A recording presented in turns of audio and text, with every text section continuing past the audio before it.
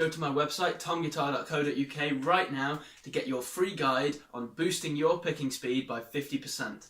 You'll learn about the 7 mistakes that everybody makes when learning alternate picking, and indeed any other kind of picking like sweep picking or economy picking, and you'll learn how to combat those mistakes to make sure that you can master this vital skill in the fastest time possible.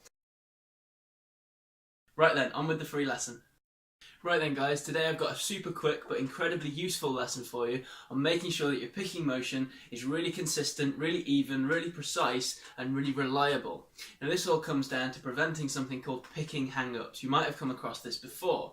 Now a picking hang-up is, let's say I'm just picking on one string, just like this. So a picking hang-up is when I'm picking and then suddenly, oh, my pick gets stuck on the string like that. So you pick and then it gets stuck on the string. So if you're playing a run, say you're practicing a lick for instance, you might be picking it and you might, as you increase the speed, get more and more of these hang-ups happening, which is really annoying because it stops you from picking the whole lick. So you might be practicing, go, yeah, okay, this is, I know, or then you can start to increase the speed and you lose control over it, and it seems like the pick just gets stuck on the string and it won't glide through the string easily. Because when you're practicing alternate picking, a really important thing to remember is you should pick as if the string isn't there at all. Don't let the string force your pick to move in a different way as it would if you were just picking thin air. So it should feel like the string isn't even there. You should be the one in control, not the guitar. Now that doesn't mean that you should try and force the string out of your way, because that's exactly the opposite of what I'm actually talking about here. A lot of people misunderstand this. So you don't want to force your pick through the string, but you do want to make sure that the string doesn't get in the way, so to speak. So your picking motion is really nice and even, and it's the same regardless of which gauge string you're on, so which string you're actually playing, and it's the same as it would be if the string wasn't there at all, okay? So the string isn't affecting your ability to pick cleanly. Obviously, that can be quite difficult to do because, well, there is a string in the way, so acting like there isn't a string in the way isn't terribly useful advice. But the thing to do to make sure you don't get these picking hang-ups happening is to do a really cool exercise that I call the no pick exercise. Now you can actually do this as a group of exercises, so it's not just one exercise, it's more something that you do to an existing exercise to make it more useful to master this skill. So basically, as the name implies, you don't need a pick for this. All you need is your fingers, right?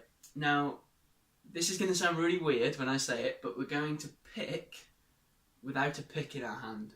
Okay, so we're going to pick a lick exactly as if we were going to pick it as normal, but we're not going to hold the pick at all. We're just going to pick without a pick in our hand. So let's say you normally pick like this from the wrist. Then what you'd do is get your hand in that position, and where you'd normally put your pick, don't put your pick. Don't hold your pick in your hand, but still do the exact same picking motion that you'd normally do if you did have a pick in your hand and you were picking a lick. And start off by just pretending to pick on one string, just like this, okay?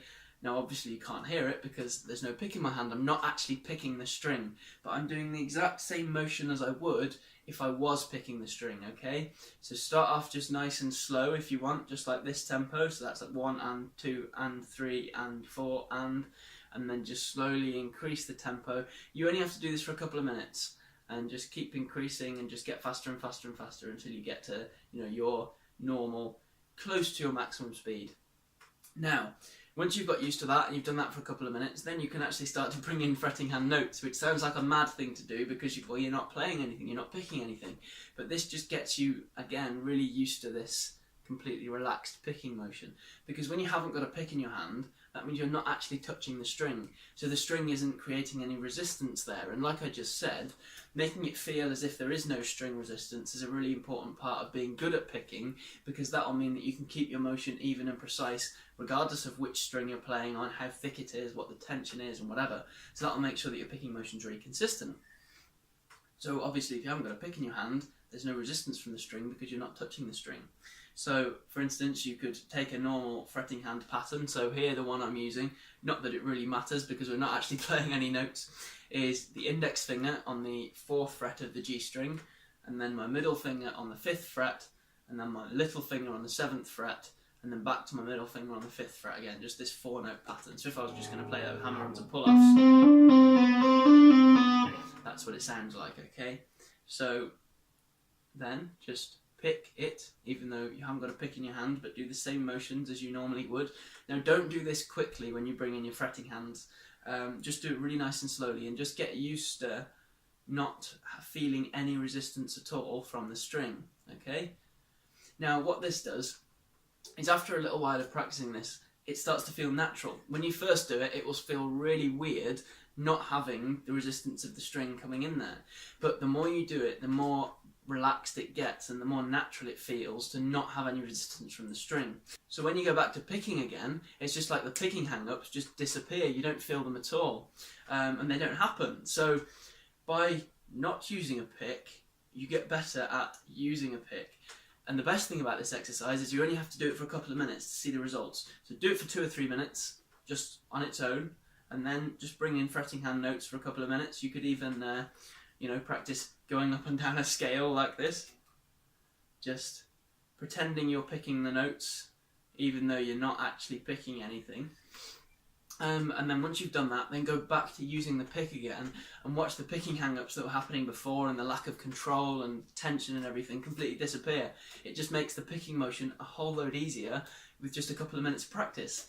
So try this idea out. It sounds like a really short, simple thing, but this has made a huge difference to the control that I've got over my picking technique. Before I started practicing in this way, everything was all over the place. I was tense. I was trying to force the notes out, and it wasn't working, because obviously that's not how you get fast at guitar. The fast guitar stuff is all about relaxed control, and this exercise really helps you develop that relaxed, controlled picking motion that you need to play fast. So try it every day for say 3 or 4 minutes for a whole week, and then once you've tested it for that period, notice how much better your picking motion is, and then you'll really see why this simple, strange sounding, almost silly exercise is actually really, really good for improving your picking technique. So once again, don't forget to check out tomguitar.co.uk, and you'll see the Boost Your Picking Speed by 50% guide right there on the page for you, so you can grab that. 7 mistakes that everybody makes when learning alternate picking.